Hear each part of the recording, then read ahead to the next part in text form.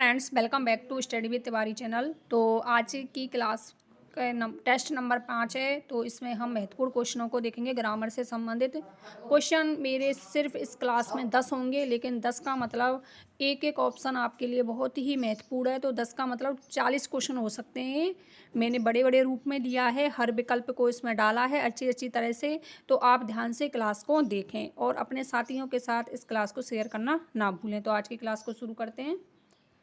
वाक्य रचना के विषय में कौन सा कथन सही नहीं है। आजकल छोटे छोटे क्वेश्चन नहीं आते, थॉरेटिकल क्वेश्चन आते। यदि आपने पूरे टॉपिक को ध्यान से पढ़ा है तभी आप आंसर तक जा सकते हो। पूरे टॉपिक को अच्छे से पढ़ना होगा, थ्योरी पार्ट, उसके बाद ही आप क्वेश्चन आंसर लगाया करें, जिससे आपको अच्छा और बेहतर समझ में आएगा।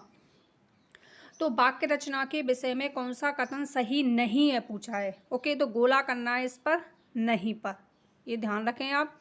साधारण वाक्यों में कर्ता प्लस कर्म प्लस क्रिया का क्रम होता है। पूर्वकालिक क्रिया मुख्य क्रिया से पहले आती है। द्विकर्मिक क्रिया वाले वाक्यों में मुख्य कर्म पहले और गौण कर्म बाद में आता है। मिश्र वाक्य की संरचना में प्रधान उपवाक्य प्राय आश्रित उपवाक्य के पहले आता है। तो आप देख सकते हैं, मैंने खुद ने इन क्वेश्चनों को बनाया है अपने हाथ से। पहले कॉपी पर मैंने बनाया है, उसके बाद स्लाइड बनाई है आपके लिए। तो बताइए, साधारण वाक्य में कर्ता कर्म और क्रिया का क्रम होता है, सही बात है ना। राधा खाना खाती है, तो राधा कर्ता हो गई, कर्म क्या कर रही है, खाना खाना, और राधा खाना खाती है क्या हो गई, क्रिया। तो क्रम में होती हैं, बिल्कुल सही है।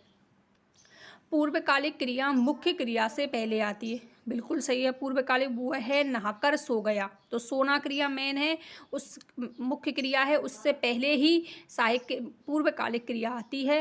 पूर्वकालिक क्रिया की सिंपल सी पहचान है, उसमें क्रिया में कर या करके जुड़ा हुआ होता है। जैसे मोहन सोकर खाएगा, इस प्रकार से कर या करके शब्द जुड़ा हुआ होता है। द्विकर्मिक क्रिया पहले वाक्यों में मुख्य कर्म पहले और गौण कर्म बाद में आता है। ये सेंटेंस गलत है, क्यों, इसको समझिए आप कैसे गलत हुआ। द्विकर्मक क्रिया वाले वाक्यों में मुख्य कर्म बाद में और गौण कर्म पहले आता है, ये ध्यान रखना। इसमें ये उल्टा कर दिया है, मुख्य कर्म बाद में और गौण कर्म पहले आता है। कहने का मतलब है कि जो मुख्य कर्म होता है वो क्रिया के पास ही होता है और गौण कर्म क्रिया से दूर होता है, और जो गौण कर्म होता है वही ही सजीव कर्म होता है, और जो मुख्य कर्म होता है वो निर्जीव कर्म होता है। तो राइट आंसर हुआ तीसरा विकल्प।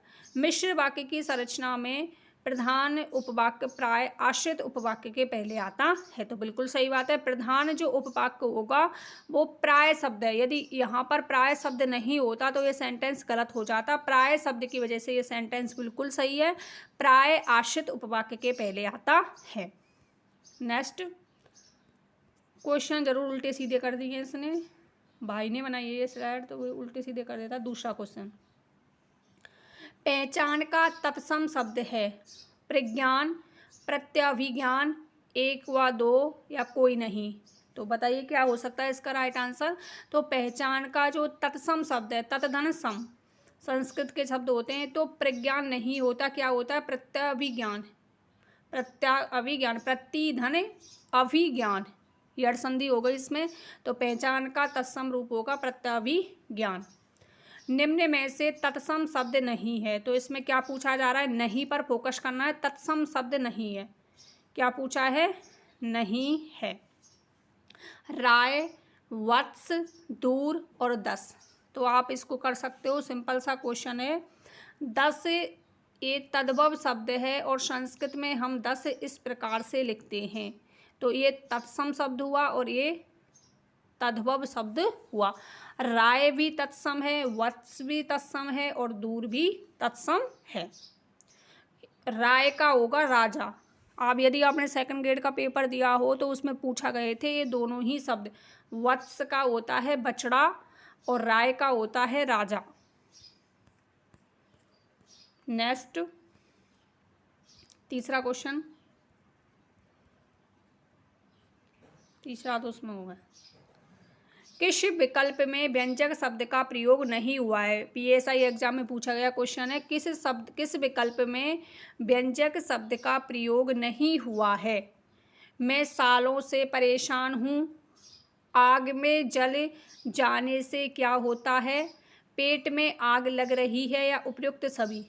बहुत से बच्चे आप में से इतने होंगे कि उन्होंने उपयुक्त सभी को चुन लिया होगा इसका राइट आंसर, लेकिन ये उपयुक्त सभी नहीं होगा इसमें। तो व्यंजक शब्द, अब आपको पता है व्यंजक, आपने व्यंजना शब्द शक्ति भी पढ़ी होगी, जो वाक्य में व्यंजना का भाव व्यक्त करती है, किसी अन्य अर्थ का भाव बताती है। मैं सालों से परेशान हूँ। अब इसमें सालों जो शब्द है, आपको पता है कि पत्नी के भाई को भी हम साला कहते हैं। एक तो इसका ये अर्थ हो गया व्यंजक अर्थ, और दूसरा मैं सालों से परेशान हूँ, सालों का मतलब हुआ यहाँ पर कई वर्षों से, साल का मतलब यहाँ पर वर्षों से लिया जा सकता है, तो इसके दो अर्थ हो गए, व्यंजक अर्थ हो गया। आग में जल जाने से क्या होता है, जल। तो आपको पता, एक तो जल हम साधारणतः पीने के अर्थ में ले सकते हैं इसका अर्थ, दूसरा एक होता है जलना, क्रिया के अर्थ में भी ले सकते हैं, तो ये भी व्यंजक अर्थ हो गया। पेट में आग लग रही है, तो इसका सीधा सीधा अर्थ है पेट में आग लग रही है। आपको पता होगा पेट में लगने वाली आग को क्या कहते हैं, जठरांगिनी। क्या कहते हैं, जठरांगिनी। और उपयुक्त सभी नहीं होगा, तो राइट आंसर तीसरा विकल्प। नेक्स्ट, निम्नलिखित में से पुल्लिंग शब्द कौन सा है? पुल्लिंग शब्द बताना है आपको।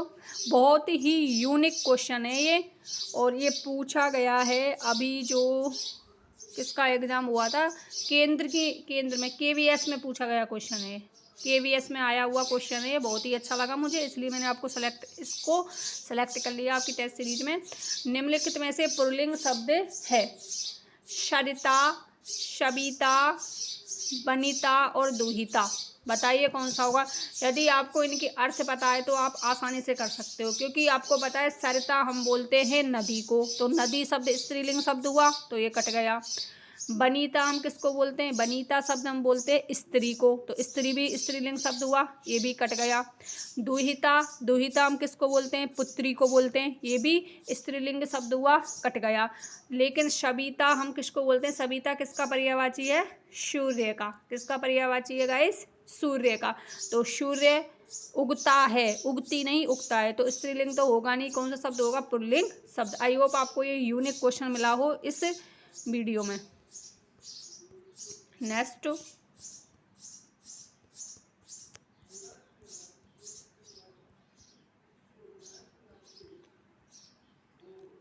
ये भी यूनिक क्वेश्चन ही है, इसमें सारे के सारे दान प्रत्यय है। दान प्रत्यय है, पीएसआई एग्जाम में पूछा गया क्वेश्चन है। रक्तदान, देहदान, धनदान और फूलदान। तो बताइए क्या होगा इसका राइट आंसर। तो आपको पता है दान का अर्थ होता है स्थान, दान का अर्थ होता है, यदि आपको इतना पता है कि दान का अर्थ क्या होता है, स्थान से है, तो आप कर सकते हो, क्योंकि रक्तदान नहीं होता, देहदान नहीं होता, धनदान नहीं होता। दान प्रत्यय इसमें है फूलदान में, फूलों का रखने का स्थान, फूलदान, गुलदस्ता जिसे आप बोलते हो वही है ये। तो फूलदान में दान प्रत्यय इन तीनों में नहीं है। और आपको यदि ध्यान रखनी है ना, इसको दान प्रत्यय को अच्छे से समझना है, तो आप तत्सम शब्द में कभी भी दान प्रत्यय का प्रयोग नहीं किया जाता है। देह हुआ, रक्त हुआ, धनदान हुआ, इनमें कभी भी दान प्रत्यय का प्रयोग नहीं किया जाता है। नेक्स्ट, चीकू इस लाइब्रेरी में रोज 7 घंटे कड़ी मेहनत करके काफ़ी अधिक पढ़ लेता है। उक्त वाक्य में क्रमशः क्रिया विशेषण है, इस शब्द पर भी फोकस करें। क्रमशः पूछा है आपसे, क्रम के हिसाब से आपको जमाना है 4 विकल्पों में से। चीकू, तो मेरे फ्रेंड्स वगैरह ना वो मुझे चीकू बोलते हैं कभी कभी। तो चीकू इस लाइब्रेरी में, तो लाइब्रेरी क्या है, यहाँ पर स्थान का बोध हो रहा है इसमें, तो स्थानवाचक। अब स्थानवाचक किस विकल्प में, इन तीनों में नहीं है, इन तीनों में नहीं है। पहला जो क्रम से पूछा है तो क्रम के हिसाब से नहीं है, तो पहला तो आंसर हो गया इसका। और आगे देखते हैं, रोज 7 घंटे, कितने घंटे पढ़ता है, 7 घंटे, तो कालवाचक काल हो गया इसमें। कड़ी मेहनत, कड़ी कैसी मेहनत, कड़ी मेहनत रीतिवाचक हो गया। काफ़ी अधिक करके, काफ़ी अधिक, काफ़ी अधिक का मतलब क्या होगा इसमें, परिमाणवाचक, परिमाणवाचक क्रिया विशेषण। अब आपको पता है जब हम स्थानवाचक क्रिया विशेषण को देखते हैं तो किससे क्वेश्चन किया जाता है, कहाँ से। तो इस लाइब्रेरी में, कौन सी लाइब्रेरी में या कहाँ लाइब्रेरी में, इस लाइब्रेरी में। यदि कालवाचक की पहचान करनी है तो किससे क्वेश्चन किया जाता है, कब से, कब से पढ़ रहा है, 7 घंटे से। और यदि रीतिवाचक की पहचान करनी है तो किससे क्वेश्चन किया जाएगा, कैसे से, कैसी मेहनत करता है, कड़ी मेहनत। और यदि आपको परिमाणवाचक की पहचान करनी है तो किससे क्वेश्चन करना पड़ेगा, कैसे, माफ करना कितना, कितना से क्वेश्चन करना होगा, कितना पढ़ता है, काफी अधिक। तो राइट आंसर पहला विकल्प। नेक्स्ट, उल्टे सीधे होंगे, ये भी बहुत अच्छा क्वेश्चन है यदि आपने ध्यान से पढ़ेंगे तो। शुद्ध वाक्य बताइए, इसमें शुद्ध वाक्य कौन सा है। यह बुद्धिमान स्त्री है, आदरणीय माताजी से निवेदन कीजिए, गुणवान स्त्री सर्वत्र पूजी जाती है, सीता की आंखों में आंसू बह रहे थे। बताइए कौन सा होगा इसका राइट आंसर। आई होप आप लोगों ने सोच लिया होगा इसका राइट आंसर क्या होगा। और जितने भी साथी इस क्लास को देखते हैं वो अपने सभी साथियों के साथ इस क्लास को ज़रूर शेयर करेंगे और कमेंट बॉक्स में बताएंगे कि आपके जितने भी 9-10 क्वेश्चन हैं इसमें से कितने सही हुए हैं। यह बुद्धिमान स्त्री है। अब आपको पता है जब स्त्री शब्द स्त्रीलिंग है तो बुद्धिमान शब्द भी स्त्रीलिंग होना चाहिए। आपको पता होगा जैसा विशेष होता है वैसा ही विशेषण होता है। यदि विशेष स्त्रीलिंग है तो विशेषण भी स्त्रीलिंग होगा, यदि विशेष पुल्लिंग है तो विशेषण भी पुल्लिंग ही होगा। तो स्त्री के साथ हमेशा बुद्धिमान नहीं आता, क्या आता है, बुद्धिमती। क्या आता है, बुद्धिमती। मैंने लिख रखा है इधर, क्या आता है, बुद्धिमती। आदरणीय माताजी, आदरणीय और माताजी, आदरणीय तो पुल्लिंग शब्द हुआ और माताजी स्त्रीलिंग शब्द है, तो माताजी के साथ कैसा शब्द आना चाहिए, स्त्रीलिंग शब्द आना चाहिए। तो आदरणीय होगा, ये शब्द इस प्रकार से होता, आदरणीय माताजी। आप सभी अपनी माताजी की हेल्प किया करो काम में, अब आपका पेपर हो चुका है इसलिए। ओके, आदरणीय माताजी से निवेदन कीजिए, तो ये गलत हो गया इसमें। गुणवान स्त्री सर्वत्र पूजी जाती है। अब स्त्री शब्द है, स्त्रीलिंग शब्द है, गुणवान तो पुल्लिंग के लिए आता है, तो इसमें गुणवान नहीं होगा। तो यहाँ पर कौन सा शब्द होगा गाइस, गुणवती। क्या होगा, गुणवती स्त्री सर्वत्र पूजी जाती है। इस जगह होगा बुद्धिमती, इस जगह होगा आदरणीय, गुणवान की जगह होगा गुणवती। आई होप आपको ये तीनों ही विकल्प अच्छे से समझ आ गए होंगे कि क्यों गलत हैं, क्यों अशुद्ध हैं, वो भी मैंने आपको रीजन बता दिया। तो इसका राइट आंसर होगा, शुद्ध वाक्य पूछा है, सीता की आँखों से आंसू बह रहे हैं। तो राइट आंसर, क्योंकि आंसू शब्द हमेशा बहुवचन शब्द होता है, केवल बहुवचन शब्द होता है। आंखों से आंसू बह रहे हैं, बिल्कुल सही है।